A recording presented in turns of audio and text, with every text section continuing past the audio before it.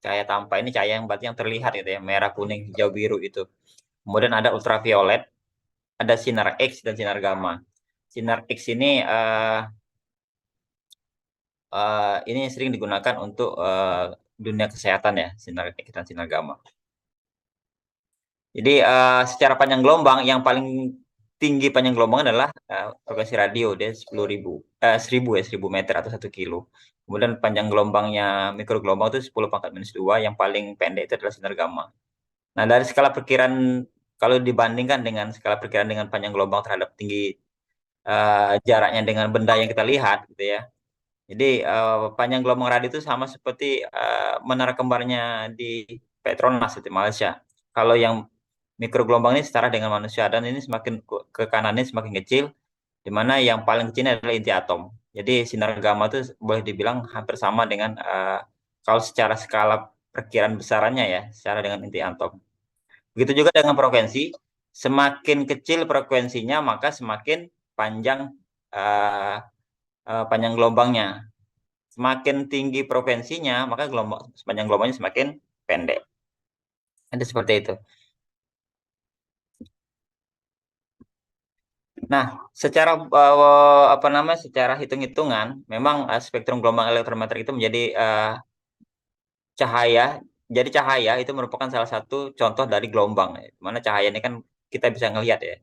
Dan juga dari hasil apa namanya, temuan-temuan para pendahulu dulu itu sudah ditetapkan konstantanya untuk kecepatan cahaya itu sebesar 3 kali 1 miliar eh, 1 miliar meter per detik, atau 300 300 3 juta 3 juta meter per detik gitu ya, itu secara kecepatan cahaya. Nah, kalau kita mau menghitung kecepatan rambat gelombang, itu kalau kan kecepatan cahaya itu kan adalah C sama dengan lambda lambda kali F. Tapi untuk kecepatan rambat gelombang itu adalah V V lambda kalikan F. Lambda itu adalah panjang gelombang. Bentar, ini ketutup ini. Ini ya. Jadi kalau ini ada gelombang gitu ya. Ini pernah lihat ini gelombang ini? Jadi dari sini ke sini, ini juga dari sini ke sini. Ini namanya lambda. Gitu ya. Lambda itu adalah dari peak ini ke ini, jadi ini satu lambda. Gitu. Kalau V ini adalah kecepatan. Kecepatannya berapa? Misalnya kita ambil contoh deh.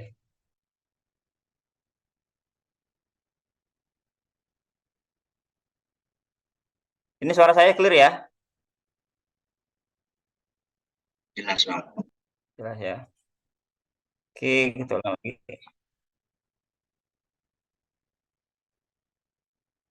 Ini sebenarnya ini kita mengulang sedikit lah ya. Jadi kalau ini mungkin teman-teman sudah pernah pelajarin di waktu SMP atau SMA, di mana mungkin di pelajaran kampus juga ada pelajaran fisika, mungkin sudah belajar juga nih.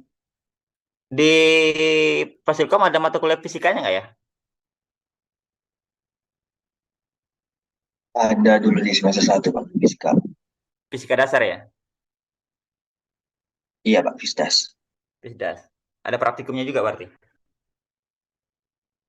Ada juga Pak. Berapa SKS kalau yang ininya? 3 SKS. Kalau teori seingat saya kalau nggak salah 3 Pak. Kalau praktiknya 1. Ya, kalau praktikum rata-rata 1 SKS. Tidak pernah Ya. belajar ya. Jadi kalau kita lihat ini gelombang sinusoidal ya. Ya. Nah, ini adalah ini kita merimain aja ya, saya bukan ini menganggap teman-teman belum tahu, mungkin teman-teman udah jago dari sini, tapi saya merimain bagi yang mungkin udah lupa gitu ya. Panjang gelombang itu dari sini ke puncak ini adalah lambda gitu ya. Itu lambda. Nah, kalau kecepatannya V, kita bikinlah contoh soal misalnya V sama dengan 4 milisecond misalnya. 4 bukan milisekund, 4 meter per detik, 4 meter per detik gitu ya. Nah, kalau misalnya satu cycle itu, kita kan ini nih, ini rumus dasarnya lah. V sama dengan lambda dikalikan dengan F gitu ya. Kalau kita udah dapat nih V ini, misalnya satu cycle itu jumlah cycle-nya ini ada 16 sebenarnya. 16 kali, 16. Jadi berarti dia ada 16 16 cycle ya. Nah, kalau dia 16 kali dalam 2 detik, berarti ada 2 detik 16 cycle dalam 2 detik. 16 cycle dalam 2 detik gitu ya. Berarti kalau kita tanya berapa frekuensinya, F itu kan sama dengan seperti ya kan? Benar nggak? T ini adalah waktu atau Iya, Pak. periode, ya kan? Nah, T-nya berapa? 2 detik kan? 2. Ini ada berapa? 16. Maka F sama dengan 8. 8 Hz. Yang kita tanyakan adalah berapa lambdanya ini? Ya kan? Lambda itu adalah V sama dengan lambda kalikan F. Maka lambda adalah P per F. Benar nggak? Benar ya? P-nya berapa? 4. Lambdanya berapa? F-nya berapa? 8. Maka lambda sama dengan 0,5. Jadi kalau kita belajar di sini, ini adalah kecepatan yang lambat gelombang. Mungkin teman-teman sudah pernah belajar ini di SMP ataupun SMA. Jadi secara formulasi kecepatan rambat gelombang itu adalah V lambda dikalikan dengan F atau V sama lambda per T. Jadi ini mungkin hanya merimain. Saya yakin teman-teman sudah pernah tahu dan sudah pernah belajar ini. Jadi seperti inilah kecepatan panjang gelombang. Oke, ada pertanyaan dari sini, teman-teman? Aman? Dia berarti aman berarti ya. Oke, nah ini spektrum gelombang elektromagnetik yang dari sisi cahaya ya. Kalau tadi teman-teman, kalau dari sisi frekuensi, jadi teman-teman mungkin sudah pernah belajar juga ini. Jadi sebenarnya ini kita lah hanya merimain ingatan kita semua terkait gelombang elektromagnetik. Jadi ada sonar, ada spektrum frekuensi radio. Nah ini yang kita gunakan sekarang, gitu ya, spektrum frekuensi radio untuk kebutuhan telekomunikasi. Ada infrared. Infrared ini juga digunakan juga untuk kebutuhan transferring data, misalnya untuk kebutuhan remote dan lain sebagainya. Ada cahaya tampak ini yang kita lihat, cahaya tampak itu ya. Cahaya tampak ini adalah cahaya yang dapat dilihat oleh kasat mata ya. Secara langsung kita lihat merah kuning kayak pelangi lah kalau boleh dibilang. Jadi kita tidak dapat melihat gelombang radio ataupun microwave dan inframerah. Kita hanya dapat melihat cahaya tampak. Jadi cahaya ini adalah cahaya yang benar-benar kita bisa lihat gitu ya. Dan inilah warna-warna yang mungkin kalau dulu teman-teman selalu menghafal ada pelajaran resistor itu ya, hambatan, kita ada ya Meiji Kihibio itu ya.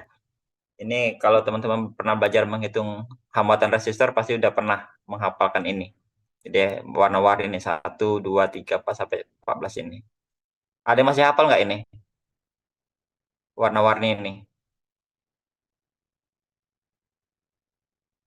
Merah, jingga, kuning, hijau, biru, nila, dan ungu. Nah, ini digunakan sebagai standar kalau boleh dibilang dalam dunia telco juga sama. Jadi kalau kita di dunia telco dulu ada namanya koneksi kabel itu mengikuti urutan ke warna-warna ini juga. Jadi kabel dan misalnya dalam satu bundel kabel itu ada 15 warna atau ada 16 warna, ya ini warna-warnanya ngikutin warna-warna ini. Jadi urutannya 1, 2, 3, 4 itu berdasarkan warna-warna ini. Jadi ini udah jadi standar. Jadi kita juga kalaupun siapapun yang melakukan pekerjaan koneksi tersebut, dia udah tahu, oh warna pertama itu adalah warna ini, warna kedua warna ini, warna ketiga warna ini, sehingga tidak terjadi cross talk atau cross connect lah terhadap koneksi yang akan disambungkan. Kemudian ada setelah infrared cahaya tampak, ada ultraviolet, kemudian X-ray. Nah ini X-ray ini bisa digunakan untuk dunia kesehatan juga atau dunia medis. Ini untuk kalau teman-teman biasanya apa ya? Kalau di radiologi itu dia untuk scan tubuh gitu ya. Itu bisa digunakan di sana. Kemudian ada alfa, beta, gamma, dan kosmik. Nah, kita nanti akan fokus ke spektrum frekuensi radio. Nah, untuk sonar ini bisa digunakan untuk misalnya pencarian benda-benda di bawah laut ya. Biasanya kalau angkatan laut misalnya ada kecelakaan di laut, biasanya digunakan dengan teknologi sonar. Ini untuk mendeteksi beberapa dalam atau temuan-temuan yang ada di dasar laut. Biasanya digunakan teknologi sonar. Kalau kita dalam dunia telco dan dalam dunia kabel ini yang digunakan adalah spektrum frekuensi radio. Ya, inilah yang digunakan untuk telco itu ini untuk siaran TV, siaran apa namanya seluler 3G, 4G, 5G untuk satelit dan lain sebagainya. Ya. Ada 37 jenis jasa terestrial dan satelit yang digunakan di range frekuensi ini. Jadi frekuensinya dari 9 kHz paling rendah 9 kHz sampai ke 400 GHz yang digunakan. Jadi untuk frekuensi-frekuensi ini digunakan untuk frekuensi radio transmisi, uh, frekuensi seluler, untuk radio, untuk satelit, juga untuk siaran-siaran digital lainnya, siaran-siaran yang menggunakan frekuensi seperti siaran TV. Ya kalau sebelumnya TV analog, sekarang kan sudah di ASO. ASO itu analog switch off, sudah dimatikan. Sekarang sudah beralih ke siaran digital, jadi tidak ada lagi siaran analog. Kalau nggak salah di Palembang itu terakhir tanggal berapa kemarin? 2 April ya kalau nggak salah ya. Siaran TV analog disuntik mati. Sebenarnya ini dilakukan sudah secara bertahap dari November tahun lalu di beberapa daerah, jadi tidak serentak dilakukan. Dan kebetulan kalau salah di Sumsel ini ada beberapa area yang terakhir dimatikan kalau salah di awal April kemarin. Jadi teman-teman yang masih menggunakan TV tanduk tabung atau TV-TV yang belum digital itu saat ini sudah tidak bisa menerima siaran apapun lagi kecuali dia ditambahkan ada alat namanya set-top box yang untuk mengkonversi siaran apa namanya digital tadi menjadi analog ke TV-nya. Jadi TV-nya karena TV-nya masih TV analog, maka siaran digital tadi dikonversikan ke siaran analog yang untuk mensupport kebutuhan TV-TV yang memang secara teknologinya masih teknologi analog. Mungkin teman-teman di rumah ataupun di kampung atau tetangga-tetangga atau keluarganya yang bisa jadi secara TV-nya, unit TV-nya itu masih TV jadul lah kalau boleh dibilang, itu tidak bisa lagi menerima uh, siaran TV. Oke, sampai sini ada pertanyaan? Lanjut ke sini. Jadi ini tadi yang apa gambar pemanfaatan spektrum gelombang elektromagnetik. Jadi ada kalau kita sebut dulu ada namanya TV UHF gitu kan, TV apa namanya VHF. Kalau sekarang kan udah jarang lagi kita dengar. Jadi ini untuk very low frekuensi ini yang digunakan untuk navigasi maritim. Kenapa digunakan? Karena kan frekuensi yang rendah itu jarak jangkaunya jauh, gitu ya. Begitupun sebaliknya frekuensi yang tinggi jarak jangkaunya juga pendek. Dan ini digunakan untuk layanan komunikasi yang memang kita butuh jangkauan yang jauh. Jadi kalau frekuensinya rendah, itu otomatis secara komunikasinya dia butuh bisa menjangkau jarak-jarak yang lebih jauh dibandingkan dengan menggunakan frekuensi yang tinggi, tentu jaraknya pendek. Dan ini akan berbanding terbalik nantinya dengan kapasitasnya ya. Secara kapasitas, frekuensi tinggi itu datanya memang lebih besar secara kapasitas. Sedangkan frekuensi rendah, jarak jangkaunya memang jauh tapi kapasitasnya rendah. Ini ada navigasi untuk edge navigation, kemudian ini ada frekuensi medium, ini untuk radio. Jadi kalau teman-teman biasanya sering dengar radio ini kan ada radio AM, radio FM. Jadi dulu tak ada radio SW, MW. Sekarang udah sangat jarang digunakan. Kita juga radio-radio sekarang yang diproduksi juga sudah jarang mengalokasikan band frekuensi itu. Jadi kalau dulu di era-era tahun 90-an itu radio-radio itu masih kita sering mendengar radio-radio dari India, dari Cina, dari Hong Kong dan lain sebagainya itu ya. Kalau sekarang udah jarang. Dan sekarang juga secara kualitas siarannya pun frekuensi FM jauh lebih baik dibandingkan frekuensi-frekuensi yang sebelumnya. Nah, FM pun ada kelemahannya memang jarak jangkaunya pendek. Jadi kalau misalnya radio siaran Palembang, bisa jadi di Indralaya sudah tidak dapat kita dengarkan lagi. Ataupun kalau bisa didengarkan itu juga nggak bagus ya, udah jelek ya lah suaranya. Begitu juga dengan radio siaran dari Indralaya.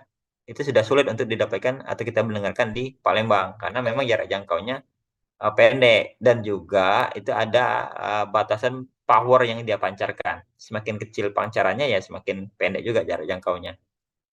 Ini ya, jadi teman-teman kalau sering dengar radio siaran ya FM, frekuensi medium sama AM, jadi ada radio AM, radio FM. Jadi misalnya 101,9 FM, radio apa misalnya atau radio siaran-siaran yang lainnya. Ini kita yang sering dengar ya, itu ya. Jadi dia memanfaatkan alokasi band frekuensi di sini untuk radio-radio siaran digital. Radio-radio siaran broadcast ya, broadcast radio gitu. Nah, untuk siaran untuk UHF itu kan ultra high frekuensi. Jadi disinilah alokasinya frekuensi seluler itu masuk di range ini, gitu ya. Jadi dia dipakai untuk siaran broadcast TV, kemudian ada mobile sampai sini nih, radio mobile, gitu ya. Ini mobile. Nanti mobile kita akan bahas ada slide khusus untuk pembahasan mobile. Jadi ya ini yang sekarang alokasi frekuensi inilah yang sekarang dimatikan oleh pemerintah secara yang analognya digantikan dengan digital. Jadi yang selama ini dia secara siaran, yang selama ini secara analog itu dikonversi, dirubah menjadi siaran digital. Dan memang lebih secara penggunaan slot frekuensinya analog itu lebih membutuhkan lebih banyak alokasi ya, alokasi frekuensi sedangkan digital itu tidak sebanyak analog sehingga alokasi frekuensi analog ini yang tadinya digunakan untuk siaran TV digital nanti sebagiannya itu akan bisa digunakan untuk kebutuhan lain seperti untuk kebutuhan 5G. Karena apa? Indonesia ini kan negaranya cukup luas, sebaran penduduknya juga tidak begitu merata, ada di pelosok-pelosok kampung, ada pelosok-pelosok hutan malah, ada yang jauh dari jangkauan, ada yang mungkin secara akses dia sulit dijangkau, atau juga secara PLN-nya juga listrik juga belum ada, mereka menggunakan listrik sendiri. Nah, untuk membangun agar internetnya ini atau 5G-nya ini sinyal 4G ini sampai ke mereka yang jauh dari lokasi perkotaan tadi, maka dibutuhkanlah frekuensi yang rendah tadi nih. Tujuannya apa? Agar jangkauannya bisa ke lokasi tersebut. Karena dengan frekuensi yang rendah, jarak jangkaunya jauh. Beda dengan frekuensi tinggi, jarak jangkaunya pendek. Jadi itu tadi. Jadi alokasi frekuensi yang tadinya digunakan untuk siaran TV analog tadi, sebagiannya itu akan dialokasikan untuk untuk kegunaan internet tadi untuk 5G atau untuk 4G, gitu ya. Dan memang nanti ke depan kebutuhan untuk 5G ini cukup besar. Jadi alokasi frekuensinya juga banyak yang dibutuhkan. Cuma sekarang ini alokasi frekuensi 5G yang dipakai untuk siaran seluler untuk kebutuhan seluler saat ini itu masih menggunakan atau berbagi dengan band-band yang lain misalnya untuk 4G dan 3G karena 2G, 3G, 4G itu masih live walaupun mungkin ada beberapa operator sudah mematikan 3G-nya. Tapi alokasi frekuensi yang diberikan oleh pemerintah ini terbatas sehingga untuk saat ini frekuensi-frekuensi itu sudah masih digunakan secara bersamaan gitu ya. Jadi ada sebagian dipakai untuk 3G, sebagian pakai untuk 2G, sebagian lagi dipakai untuk 4G dan sebagian lagi untuk 5G. Ke depan untuk mendapatkan latensi yang bagus, speed yang bagus, kapasitas data yang besar, itu mau tidak mau kita butuh frekuensi yang lebih besar lagi. Nah, inilah salah satu dari program pemerintah untuk mengkosongkan lah frekuensi-frekuensi yang saat ini digunakan untuk siaran-siaran yang mungkin secara benefit bagi pemerintah itu sangat kecil. Salah satunya nih siaran TV analog ini yang dikonversi menjadi siaran digital. Tuh. Kemudian setelah ultra high frekuensi ini ada namanya super high frekuensi. Nah ini digunakan untuk teknologi satelit. Satelit ini Indonesia juga negara kepulauan gitu ya. Jadi antar pulau itu juga sangat terbantukan dengan teknologi satelit karena untuk menggelar layanan terestrial, layanan kabel misalnya antar pulau itu cukup otomatis cost-nya cukup besar gitu ya. Karena untuk menggelar layanan SKKL itu saluran kabel bawah laut itu investasinya nggak kecil dan juga secara maintenance dan perawatan juga cukup tinggi gitu ya. Apalagi kalau misalnya pulau itu hanya segelintir orang gitu ya. Jadi secara cost-nya uh, tidak akan menutupi karena antara cost dengan pendapatan yang dihasilkan dari penggelaran kabel laut itu tidak sebanding gitu ya. Kalau misalnya di satu pulau yang terluar lah, di pulau Indonesia terluar yang perbatasan dengan negara lain, tentu mereka juga sebenarnya kan warga negara Indonesia juga yang butuh koneksi komunikasi, baik itu internet ataupun data ataupun komunikasi suara. Tapi itu tadi karena secara komersilnya tidak mencukupi, tidak mampu, tidak imbang antara pengeluaran kos investasi dan kos perawatannya terhadap pendapatan di lokasi tersebut, maka salah satunya adalah teknologi satelit. Walaupun memang satelit ini juga secara kos memang tidak bisa dibilang kecil ya. Tapi itu jauh lebih mudah dan lebih simpel dengan perawatan juga tidak sesulit atau tidak seberat menggelar layanan kabel bawah laut. Itu ya. Oke, sampai sini ada pertanyaan teman-teman? Ada izin Pak, ada Pak. Apa itu?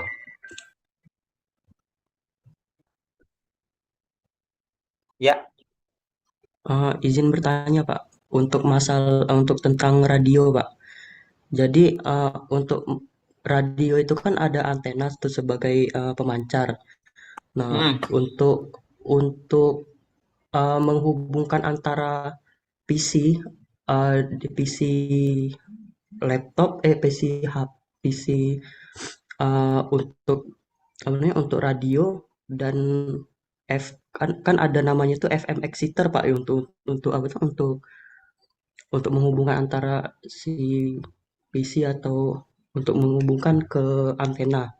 Nah, itu mm. gimana Pak cara kerjanya Pak? Dihubungkan pakai kabel atau ada aplikasi untuk menghubungkannya Pak? Oke, jadi gini, ini ISP atau seluler, gitu ya. Jadi Untuk sebenarnya, untuk gimana? radio FM Pak. F radio FM, tapi FM kok ke PC? PC itu maksudnya personal Sebagai komputer kan? media Pak. Itu sebagai media media. Jadi di ruangan radio itu kan Pak pasti ada kayak PC, mikrofon sama mixer. Nah, itu bisa Oh, ini terhubung. untuk ini radio apa namanya? Radio siaran broadcast ya, kayak Iya RRI Pak, gitu. iya. Betul Pak. Oh, jadi gini, saya gambarkan gini ya. Nggak ada, bentar, bentar.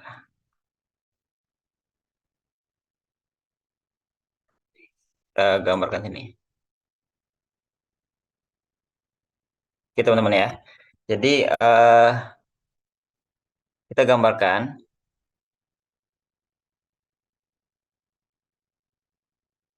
Nah, kan yang namanya radio pemancar itu, ini antena ya.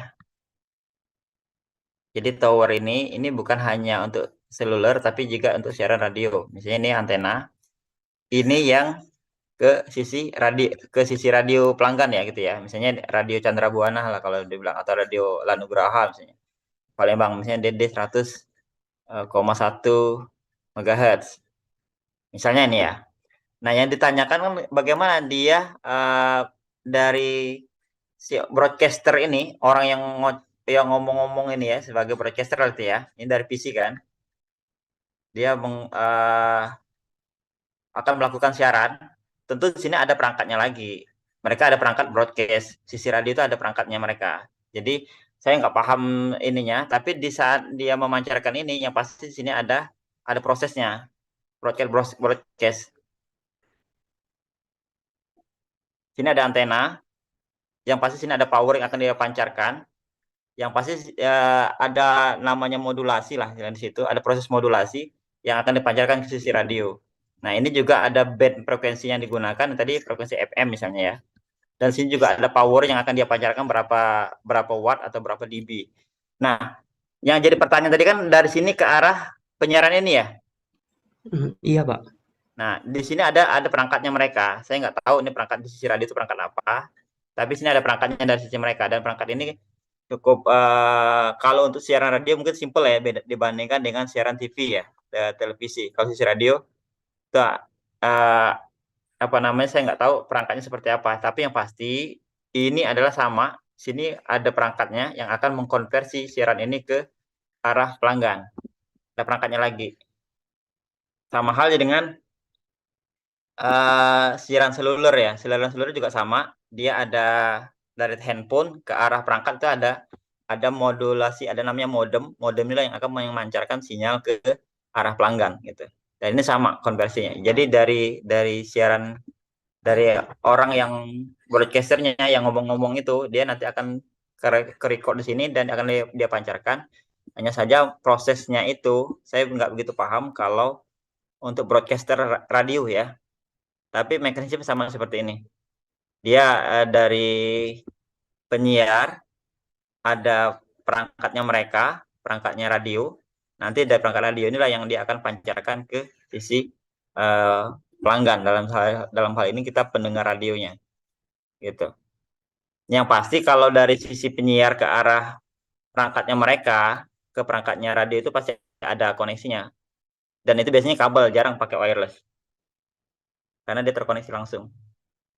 Gitu. Baik Pak, Nah, paham.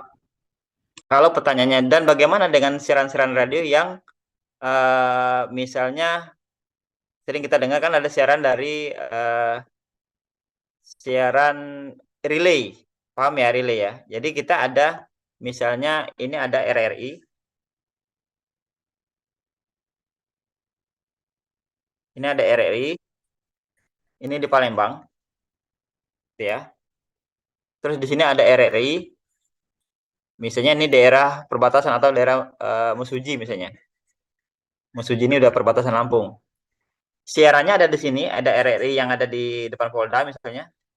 Terus dia pancarkan, jadi dia ada yang ini, antena yang ini yang ke radio pelanggan.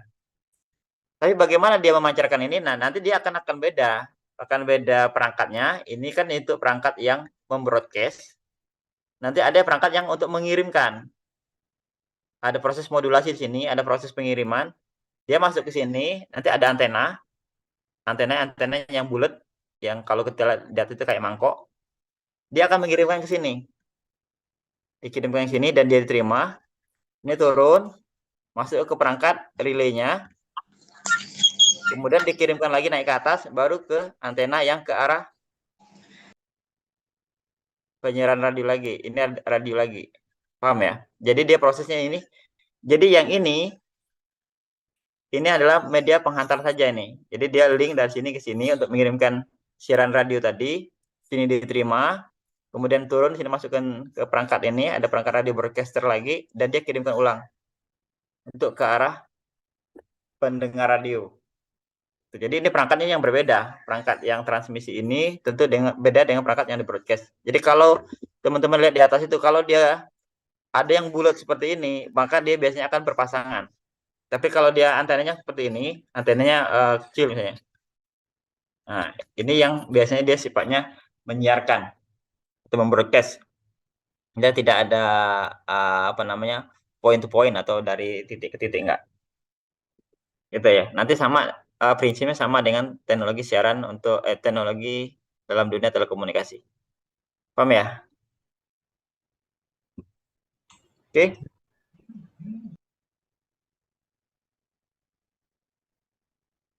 Nah, ini tadi gimana tadi siapa tadi nanya tadi?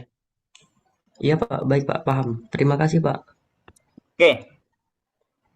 Setelah tadi kita bahas tentang teknologi frekuensi radio, frekuensi TV, ini TV tadi yang TV analog, TV digital tadi. Nah, sekarang kita ke frekuensi satelit. Jadi teknologi satelit ini cukup membantu khususnya untuk di Indonesia yang sebaran wilayah populasi di Indonesia ini kan cukup luas dan areanya juga tidak semuanya di daratan, ada kepulauan dan lain sebagainya yang secara akses dan secara aksesnya cukup sulit ya. Jadi untuk gelaran layanan telco juga sulit juga karena tentunya ini terkait dengan cost. Nah, bisa dibayangkan bahwa di atas sana, di langit sana itu ada lebih dari 2000 satelit yang beredar gitu ya, yang ada di orbit bumi. Nah, ini digunakan oleh banyak instansi gitu ya, baik swasta ataupun pemerintahan. Komunikasi nirkabel ini menggunakan gelombang elektromagnetik. untuk membawa sinyal gelombang, dan ini membutuhkan untuk membawa sinyal gelombang dari satelit eh, ke arah bumi gitu ya, ke PISAT, namanya stasiun bumi ataupun PISAT. PISAT itu very small aperture terminal. PISAT itu kalau teman-teman lihat misalnya parabola lah, kalau orang awam disebutnya parabola. Jadi kalau teman-teman lihat di atas ATM misalnya ya, atau di kantor-kantor yang menggunakan komunikasi satelit, itu biasanya ada tuh piringan kecil yang separuh bola gitu ya. Itu namanya PISAT. Nah, itu digunakan untuk menangkap pantulan dari satelit yang dia diterima oleh PISAT tersebut, kemudian dikonversikan ke layanan data yang misalnya digunakan untuk ATM, untuk komunikasi data lainnya, bukan hanya ATM ya, tapi intinya dia mengirimkan data. Jadi posisi-posisi satelit juga berbeda-beda ya, tergantung dengan posisi orbitnya. Jadi ini juga akan berpengaruh juga dengan alokasi penggunaan frekuensinya. Jadi frekuensinya di orbit geostationary dia akan frekuensi apa, orbit yang lainnya juga akan menggunakan frekuensi yang berbeda. Ya, sehingga band frekuensinya juga berbeda-beda. Ini ada band L. Jadi di dalam dunia satelit itu band frekuensinya dibedakan dengan sebutan-sebutan yang berbeda. Jadi misalnya L band, S band, C band, X band, Q band, K band, ini K band, gitu ya. Nah ini beda-beda. Jadi kalau L band itu range frekuensinya itu sekitaran 1 sampai 2 GHz. S band itu beda lagi frekuensinya. Kalau C band itu antara 4 sampai 8 GHz. Kemudian ada Q band itu 12 sampai 18 giga. Ingat ya, di satelit itu frekuensinya giga bukan mega, gigahertz. Kemudian K band itu 26 sampai 40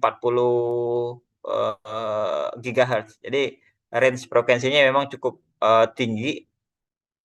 Range frekuensinya ya, frekuensinya digunakan cukup tinggi gitu ya. Dan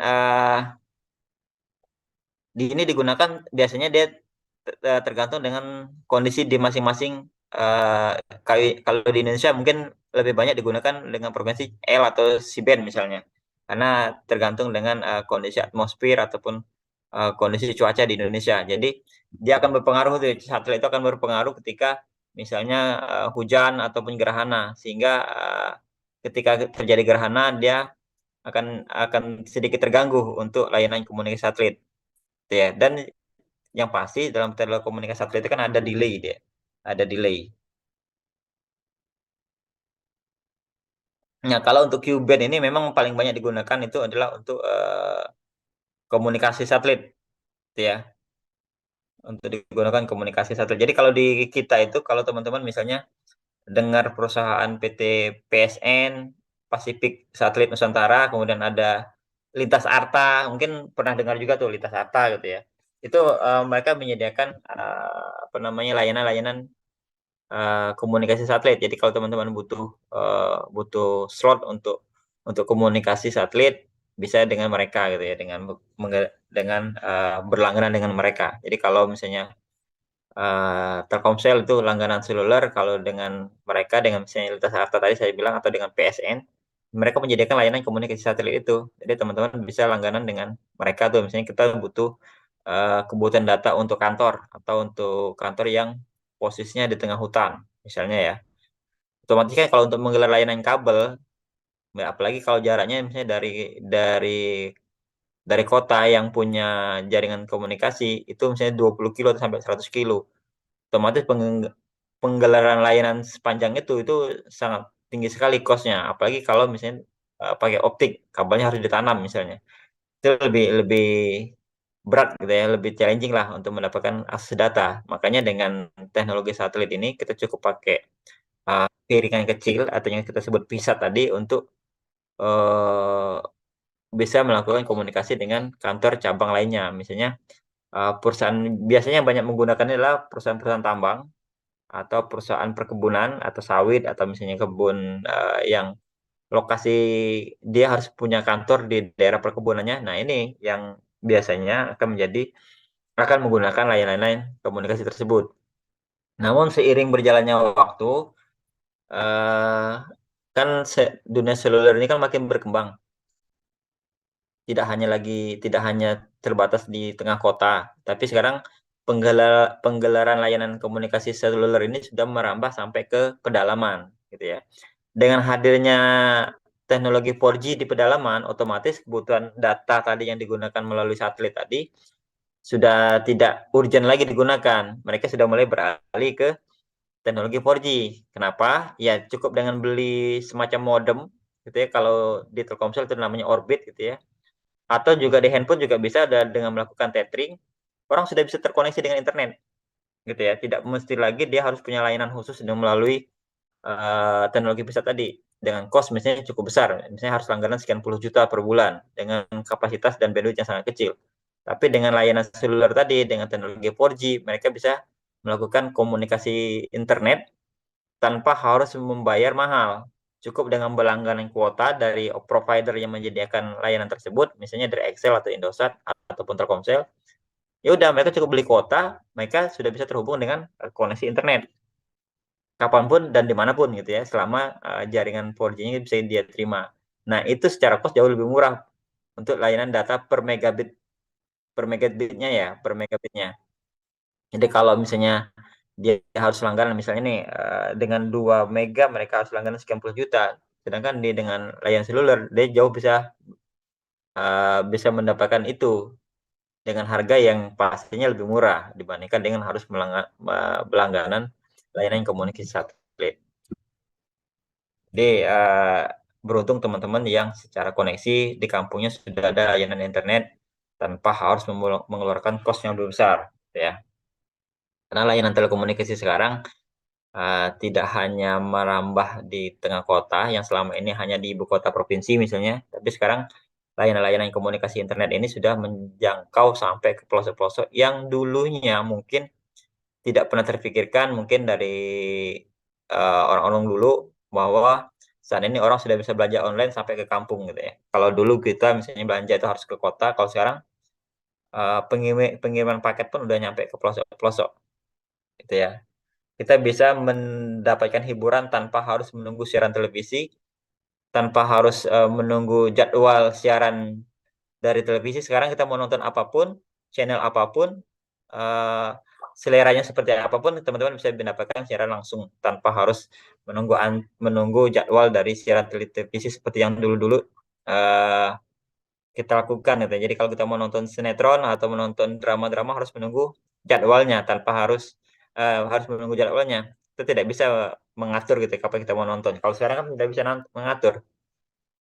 Siaran A kita tunda dulu nontonnya besok atau minggu depan, gitu ya. Dan kita pun bisa nonton siaran-siaran yang lama saat ini, gitu. Kita bisa nonton satu siaran itu berulang-ulang tanpa harus berlangganan yang berbeda, gitu ya. Karena sekarang udah sangat sangat banyak layanan-layanan hiburan yang yang ditawarkan oleh para provider, gitu ya. Nah, ini tadi yang tadi terkait frekuensi satelit tadi, ada frekuensi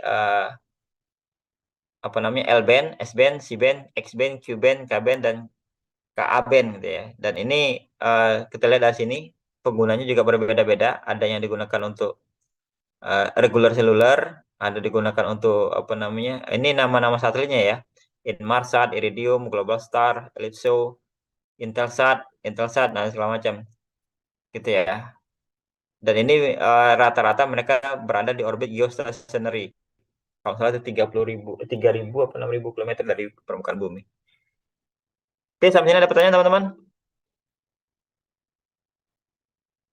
Ini alokasi range band frekuensinya. L-band itu di 1 sampai 2 giga, S-band 2 sampai 4 giga, C-band itu 4 sampai 8, X-band, Q-band, KA, V-band, dan W-band itu sampai 111 giga. Kalau di Indonesia itu rata-rata penggunaan di range frekuensi C-band 4 sampai 8 giga. Rata-rata 6 GHz frekuensinya yang digunakan. Oke, saya lanjut. Nah, ini kita lanjut ke mobile frekuensi. Jadi ini yang digunakan untuk penggunaan layanan frekuensi frekuensi telekomunikasi seluler. Jadi dulu untuk dunia telekomunikasi seluler Indonesia itu ada dua. Pertama itu adalah CDMA dan ada GSM. Nah, CDMA ini secara teknologi sekarang udah nggak dipakai lagi ya, udah pada mati. Operator-operator yang dulunya menggelar layanan CDMA itu seperti Smart, Friend, Asia, Star One, Flexi, Ceria, Asia itu sekarang sudah tidak ada lagi, gitu ya. Kalaupun masih ada, nggak ada lagi sama sekali yang pakai layanan CDMA. Nah, dulu ada satu operator yang menggunakan frekuensi 450 MHz ini. Itu namanya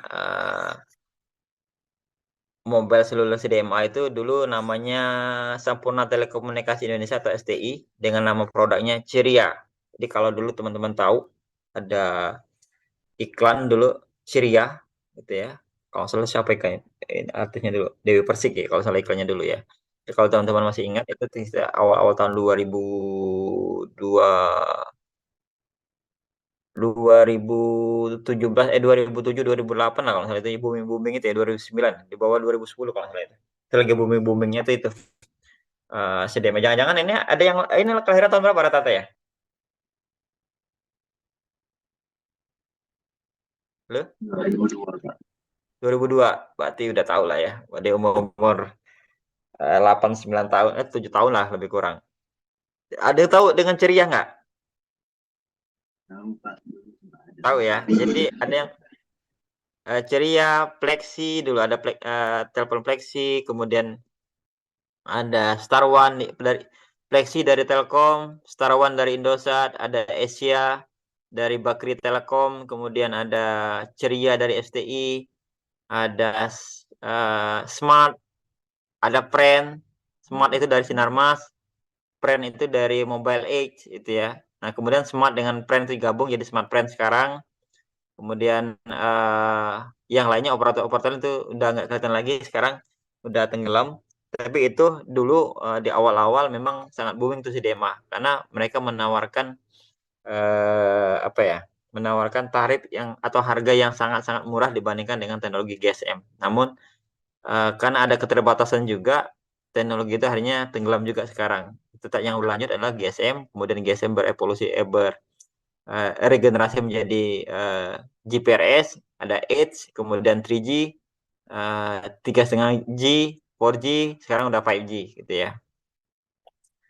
Kemudian ada frekuensi di range 694 sampai 820. Nah, ini yang digunakan oleh TV analog gitu ya.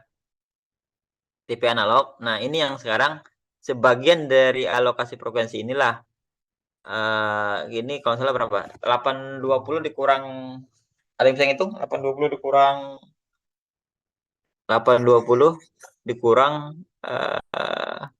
694 berapa mega itu?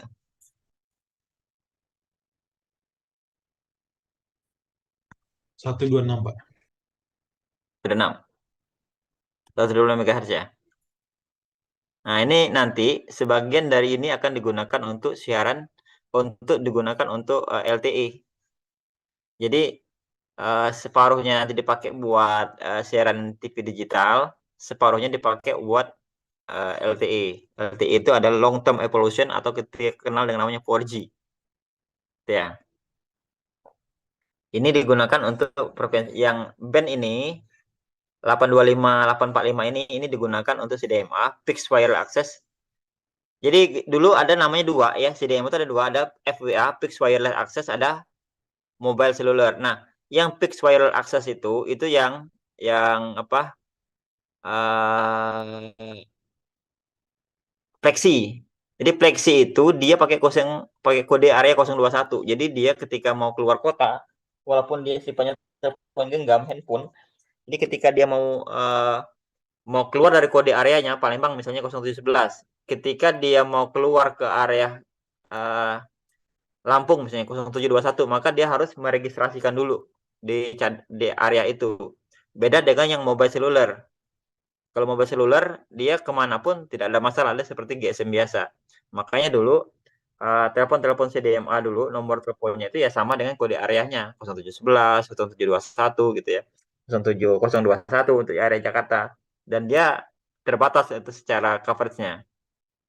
Ketika dia harus pindah ke kota lain, maka dia harus beregistrasi dulu. Jadi makanya akan agak sedikit ribet. Walaupun banyak solusi-solusi dulu yang ditawarkan dari operator tersebut untuk kemudahan-kemudahan ketika dia melakukan istilahnya roaming lah, pindah ke daerah yang bukan wilayahnya. Tapi itu tadi itu CDMA sekarang sudah tidak ada lagi. Sekarang sudah lanjut ke sini. Jadi sekarang frekuensi yang digunakan untuk menggelar layanan komunikasi seluler itu ada frekuensi 900, frekuensi 1800, 2100, 2300. Ya, ada 4 band frekuensi tersebut. Sama frekuensi 700. Ya. Nah, ini ini nih tadi yang saya sampaikan, ini yang CDMA punyanya STI. STI ini ceria, sekarang namanya jadi Net One. Jadi kalau teman-teman dengar itu ada namanya Net One, dia pakai frekuensi 450-an. Sehingga saya mau tanya, kalau frekuensinya rendah, itu jarak jangkaunya jauh apa pendek? Jauh. Jauh. Kalau dia frekuensi tinggi, jarak jangkaunya juga makin pendek. Ya. Nah, ini frekuensi 900. Jadi pemerintah itu punya band frekuensi yang digunakan untuk layanan 900. Nah, dari 900 itu dibagi-bagi lagi. Ada digunakan untuk, misalnya gini, kita punya lahan 1 hektar, tapi 1 hektar ini tidak dikuasai oleh satu operator. Dibagilah, separuhnya punya PTA, separuh punya PTB, PTC, dan PTD. Nah, sama juga dengan frekuensi. Frekuensi itu punya range frekuensi berapa megahertz, misalnya gitu ya, secara bandwidth-nya. Saya punya bandwidth 100 megahertz. Nah, bandwidth-nya ini dibagi ke operator-operator. Siapa yang, kalau dulu ada namanya, ada dilelang lah, misalnya frekuensi itu, siapa menawarkan yang namanya juga lelang, harga yang terbaik itu yang diberikan gitu ya, sebagai pemenang lelang. Nah, range frekuensi ini itu dibagi-bagi lagi gitu ya. Jadi ada frekuensi walaupun namanya frekuensi 900, tapi pemilik frekuensinya itu berbeda-beda. Jadi frekuensi itu ada yang 30 MHz-nya itu punyanya Smartfren. Jadi Smartfren itu punya 10 MHz gitu ya. Telkomsel punya 15 MHz. Indosat juga punya 12,5 MHz dan XL Axiata 7,5 MHz. Nah, di range frekuensi ini yang punya frekuensi ini adalah hanya 4 operator ini. Gitu ya. Tri berarti dia tidak punya. Operator yang lain mungkin tidak yang punya. Jadi hanya 4 operator ini yang punya. Nah, karena frekuensinya di ini adalah FDD, dia ada uplink, ada downlink. Jadi kalau 15 kalikan 2. Jadi 15 uplink, 15 downlink. Jadi ada 30 MHz. Begitu juga dengan Smartfren, ada 10 kali 2, berarti ada 20 MHz. Karena dia FDD, beda dengan TDD. Gitu ya. Jadi inilah gambaran frekuensi yang digunakan oleh operator telekomunikasi di Indonesia untuk band frekuensi 900.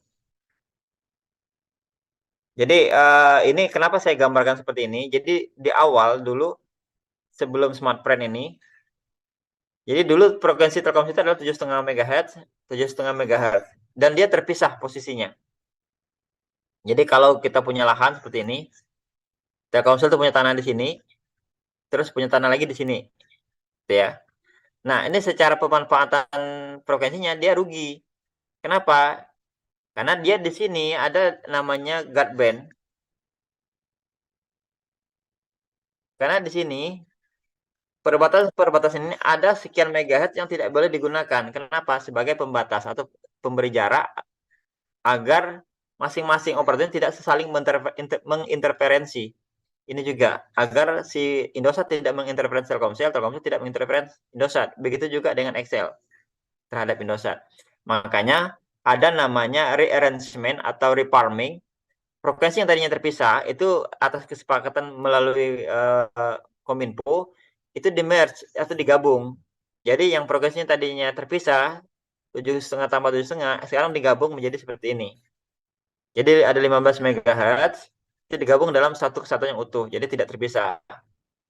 Gitu ya. Sehingga kebutuhan untuk guard band-nya juga sedikit. Yang tadinya cukup banyak digunakan sekarang hanya berisian dua operator. Kalau dulu kan ada banyak operator nih, 1, 2, 3, 4. Dia empat guardband yang harus dia bukan dia buang, dia tidak manfaatkan. Misalnya kalau ini 1 MHz, maka ini 1, 2, 3, 4. Maka dia akan ada sekitar 4 atau 5 MHz yang dia tidak bisa digunakan.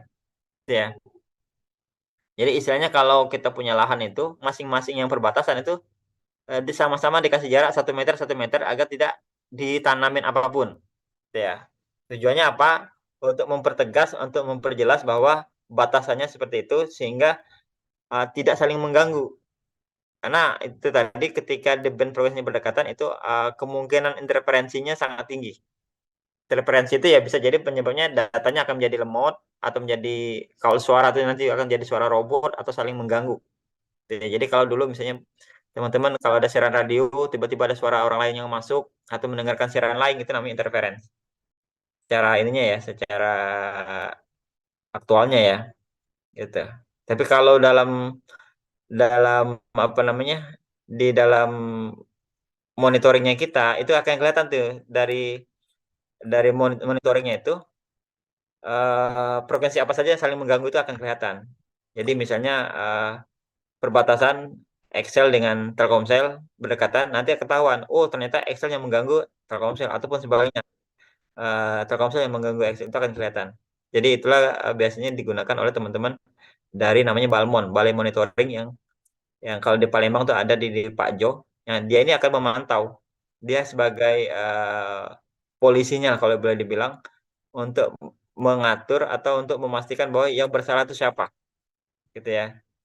Jadi, oh Telkomsel salah, lo harus ganti nih frekuensinya. Atau misalnya, oh Excel, lo tidak boleh menggunakan frekuensi ini karena itu masuk frekuensinya si A atau frekuensinya operator lain. Itu tidak boleh. Nah, itulah perannya dari teman-teman Balmon. Dan juga selain itu juga teman-teman Balmon juga memastikan bahwa frekuensi yang digunakan itu memang sesuai range yang pemiliknya si operator tersebut karena di situ ada nilai uangnya. Setiap frekuensi yang digunakan itu ada BHP-nya, biaya hak frekuensinya, gitu ya. Jadi semua itu berbayar. Jika tidak dibayar, tidak ada bukti bayarnya, maka frekuensi itu tidak boleh digunakan. Makanya tidak jarang operator itu disegel oleh Balmon tadi. Perangkatnya disegel atau dimatikan. Ketika ditemukan misalnya, oh ternyata penggunaan frekuensi A ini belum bayar atau belum ada bukti bayarnya, maka si Balmon berhak untuk menyegel atau mematikan perangkat tersebut. Seperti itu. Biasanya kan ada peringatan dulu.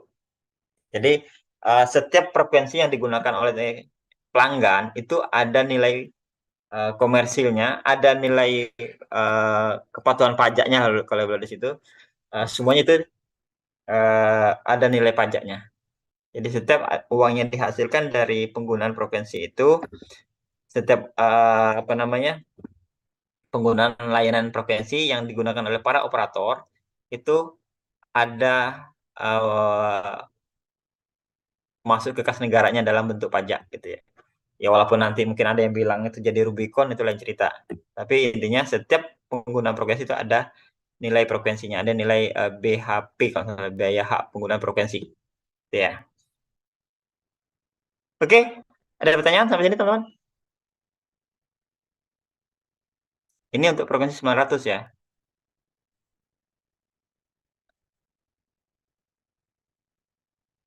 Oke, ini paham atau ini?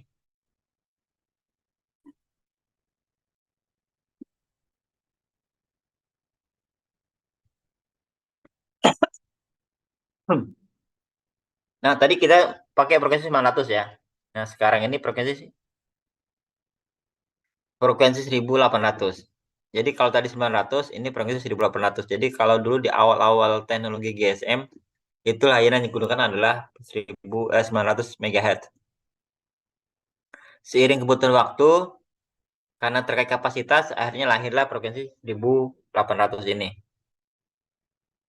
Jadi dulu namanya GSM dan DCS. GSM itu 900, DCS 1800. Digital Communication System. Jadi kalau GSM ini Global System for Mobile Communication, kalau DCS ini Digital Communication System. Jadi ini 1800 MHz dan 900. Jadi ini dulu teknologi 2G teknologi 7G menggunakan ini ya. Teknologi 7G menggunakan 2 band frekuensi ini. Nah, sekarang Excel, Tri, Indosat, dan Tilcel. Ini yang pemilik alokasi frekuensi di 1800.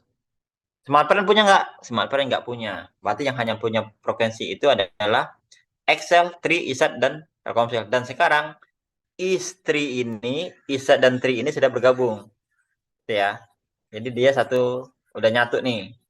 Jadi yang sekarang yang punya adalah XL, IOH, dan Tisel. Jadi IOH itu Indosat Oredo, sama Hutchison disebutnya IOH. Kalau sekarang kan IOH, Indosat Oredo, Hutchison.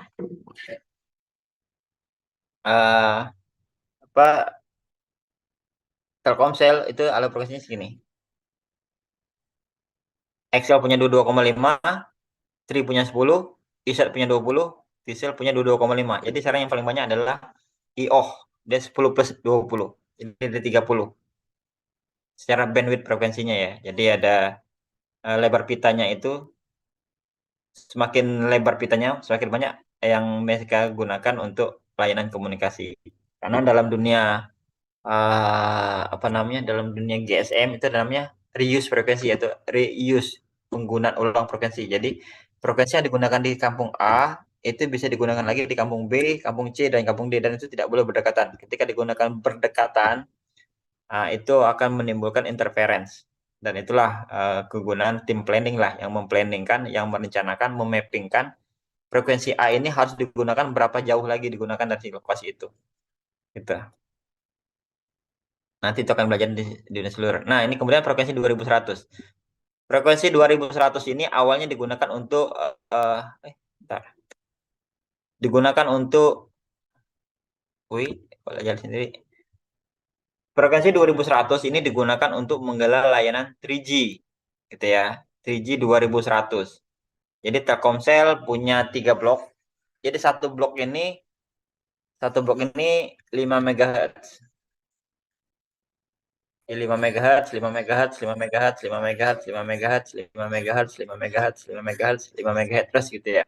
Jadi kalau ditanya, oke saya tanya, uh, Excel punya berapa megahertz dari nilai final ini?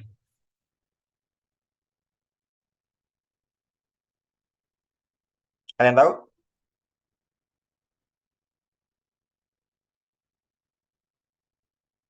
Kalian tahu Excel punya berapa megahertz? 15, Pak. Iya, 15. Tinggal dihitung aja tuh, 5 kali 3 kan ada 3 blok. 3 blok frekuensi. Nah, satu blok frekuensi itu nilainya 5 megahertz. Jadi ada nah, itu ada Excel, Excel juga 15, Indosat ada 15, H3i juga 15. Kemudian ada frekuensi 2300.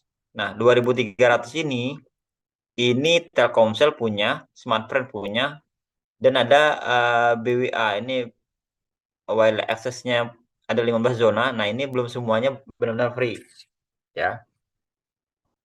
Ini yang sisa Telkomsel itu punya 50 sekarang, punya 50 MHz, Smartfren itu punya 20 MHz. Secara total blok frekuensi yang digunakan untuk 2300. 2300 ini yang sekarang digunakan untuk menggelar layanan 5G gitu ya. 2300 ini dia TDD. Time division. Kalau yang tadi 1800, 2100 sama 900 itu adalah FDD. Frekuensi ini time. Gitu ya. Bedanya apa? Nanti. Jadi kalau time division itu dia berdasarkan waktu. Kalau frekuensi dia berdasarkan frekuensi. Jadi kalau misalnya analoginya gini. Kalau dalam satu bis FDD nih. Untuk FDD ya. Kalau dalam satu bis gitu ya. Dalam satu bis itu punya 20 kursi. Ini dalam satu bis itu ada 20 kursi. Maka ketika 20 kursi itu sudah terisi semua, orang ke 21 tidak bisa masuk. Paham ya? Tapi kalau di Didi, selagi ada bisa slot untuk orang masuk, dia akan masuk. Mau berdiri, mau duduk, mau apa, dia bisa masuk. Jadi kalau secara kapasitas memang masih lebih banyak. Jadi tapi ya tadi impact-nya adalah kenyamanan di sisi pelanggan. Ketika makin banyak orang yang masuk, otomatis kenyamanan di dalamnya kan akan berkurang. Jadi kalau misalnya tadi istilahnya itu kalau kue itu 10 orang, ketika masuk 20 orang, otomatis masing-masing orang kan akan berkurang nih jatah yang dia dapatkan. Gitu ya. Jadi kenyamanan mungkin akan ada impact yang akan berkurang dari apa namanya semakin banyaknya pelanggan jika secara kapasitasnya dia tidak ditambah. Jadi kalau lihat dari zona ini ada 15 zona dan ada beberapa zona yang memang belum bisa dilelang, bukan dilelang ya. Jadi pemenang frekuensi ini adalah Telkomsel. Kalau saya ini udah clear, total blok frekuensi yang digunakan Telkomsel adalah 50 MHz untuk di 2300. Nah, ini oh iya sorry, ini 7,5 ya. Itu 7,5. Udah update. Jadi ini adalah operator-operator. Nah, ini nih yang sudah tidak ada lagi ya. Lexi, Pren, Star One, Ceria, Asia, Smart ini udah, kalau ini kan sudah merge nih. Bentar ya. Kalau ini kan udah merge nya jadi Smart Pren. Kita udah jadi ini nih. Dua ini jadi Smart ini. Jadi Smart Pren. Nah, Ceria ini sekarang jadi ini, jadi Net One. Gitu ya. Indosat dengan Tri udah gabung nih. Jadi Indosat ini jadi Indosat Orindo ini sekarang. Telkomsel masih gitu ya. Nah, Telkomsel nanti akan gabung Juni ini akan gabung dengan IndiHome. Jadi Telkomsel akan ada brand baru, walaupun itu brand lama, tapi nanti IndiHome akan merge dengan Telkomsel. Ada nama FMC, Fixed Mobile Convergence. Jadi fixnya itu adalah IndiHome, mobile itu adalah Telkomsel. Jadi Fixed Mobile itu akan gabung dalam satu bendera Telkomsel namanya.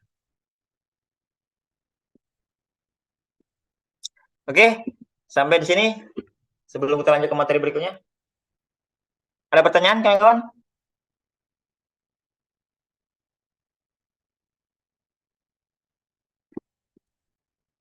Ada pertanyaan?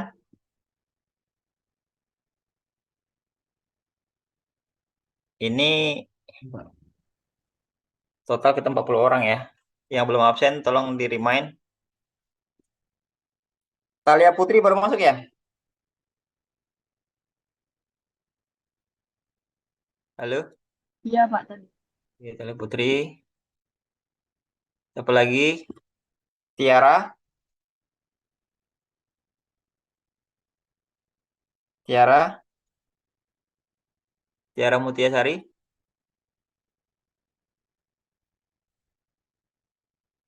Rapi Wardana? Rapi Wardana hadir? Halo Rapi Wardana.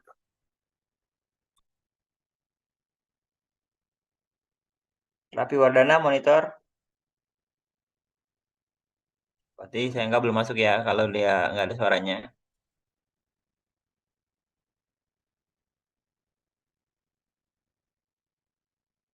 Rapi Wardana belum ya? Fajar Sani?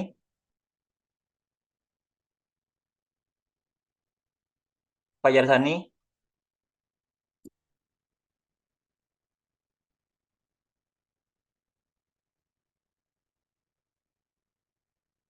Rapi Wardana, Fajar Sani belum ya? Agil? Hadir, Pak. Oke, deh. Septian? Hadir, Pak. Oke. Ini Fajri lagi nih.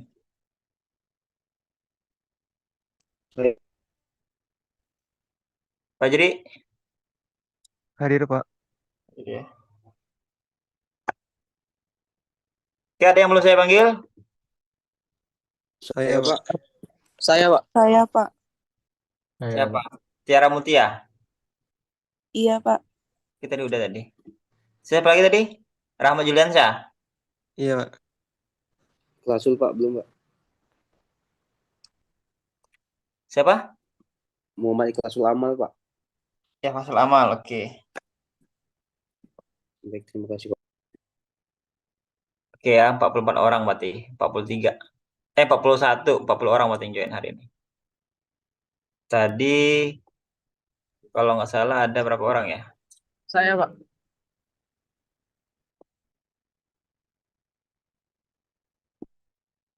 Siapa? Raffi Siapa? Fajar, Pak. Raffi Fajar. Bukan Raffi Iya, Pak. Wardana. Raffi Wardana apa Raffi Fajar? Raffi Fajar Sani, Pak. Oh, Raffi Fajar Sani. Saya Pak Muhammad Bayu. Pak. Bayu Palembang ya? Iya Pak. Oke. Oke, berarti saya ambil lagi fotonya nih. Coba open cam lagi ya.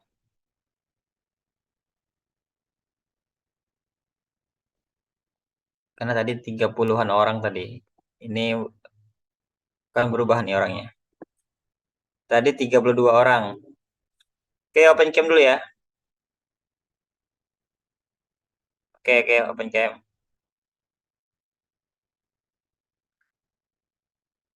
Silakan di open cam. Indra Wicaksono, Willy, Bintang Tanding, Yahadi. Kita ada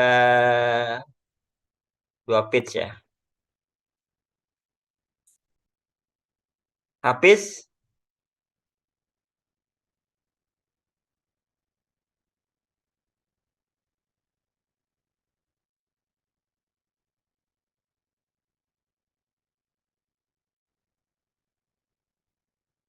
Hafiz belum ya?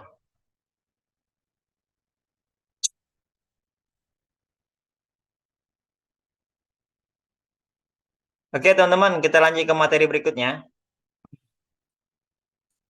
Jadi ini tentang teknologi 2G. Jadi kalau teman-teman sudah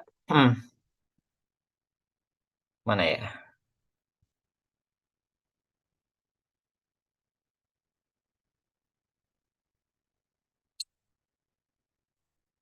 Kita masih ada waktu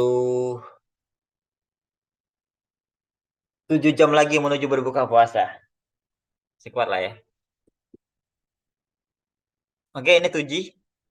2G itu singkatan. Jadi 2G itu second generation atau generasi kedua. Jadi dalam dunia telco itu dalam apa namanya?